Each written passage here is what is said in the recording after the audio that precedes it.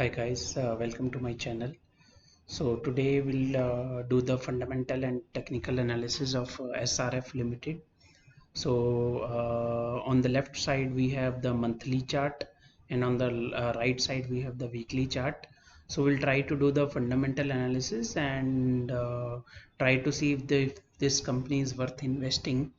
So we'll start from the top. There's a lot of information here which can lead to be overwhelming at first sight, but we'll go one by one, step by step, then it will be easier to analyze. So we'll start with the basics. So this company belongs to the sector of process industries and industry of industrial specialities. So this is basically a chemical based company which manufactures and sells technical textiles, chemicals, packaging films, aluminum foil and other polymers. Coming to its market cap, it has a huge market cap of around 73,000 crore. So it's kind of mega cap, and revenue of around 13,000 crore, and it is trading at price to sale ratio of 5.4 and a PE ratio of around 50. It's giving some dividend, and the yield is not very high, it's around 0.2%. And when we try to analyze company in terms of its debt, we see that company has a very limited debt of 0.45, and it is able to serve its debt.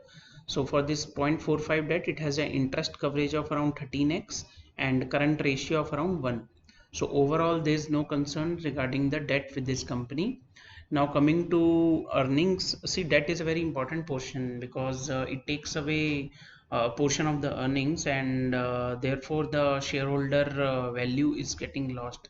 So in this case debt is well under control, and if we see the last 5 years data, it has been on reducing. I think from zero point 0.9 it is reduced to 0.4 as of now.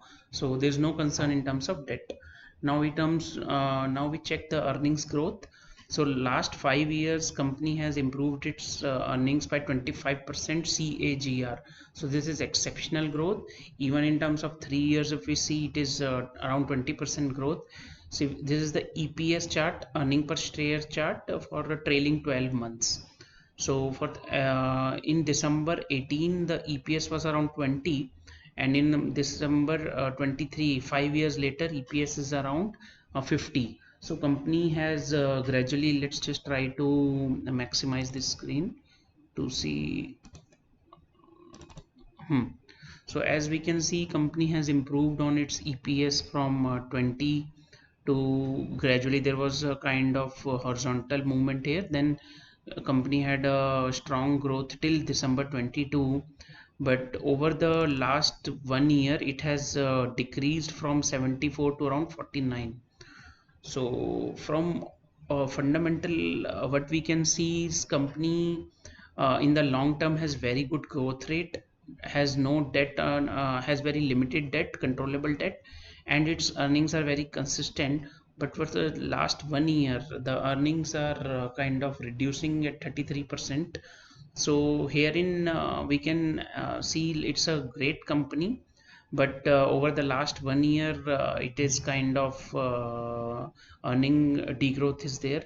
So I think it's presents a good opportunity to invest in the long term, where we are expecting that company will bounce back, and once it's bounce back, it will be like earnings will be more stronger, and it will and we are expecting like once the earnings are bouncing back, even the share price will be also be share price will be moving higher. So now let's move on to the technical part. So from the fundamental analysis, I think this company is worth investing, but one has to be a patient because it is now kind of we can see in the quarterly earnings, it is kind of double digit degrowth is there in the last 3-4 quarters, but we expect this company to bounce back, so we can analyze its stock price.